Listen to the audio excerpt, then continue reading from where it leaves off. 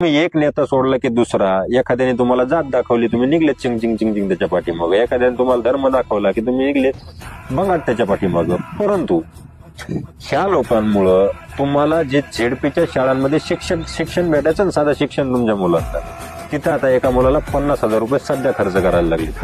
तुम्हाला हे कळालंच नाही. तुम्ही म्हणले आम्ही चांगल्या शाळेमध्ये टाकणार आमचे मुलं.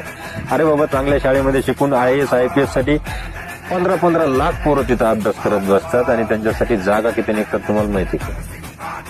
IASच्या 100-125 100 ते 125 IASच्या जागा, त्यासाठी 15 लाख पोरं जगतात.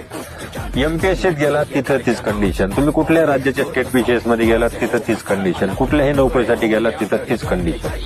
आणि तुम्हाला शिक्षण तर तुमचा भर वाढला. भर कसा वाढला तुम्हाला हे नाही कळालं की गावातली आपली शाळा सुधारली पाहिजे सगळ्यांना. तुम्हाला असं वाटलं की माझ्याकडे पैसा आहे, मला माझे, मग मी एकट्याचा जिरीन तिकडे जाऊ.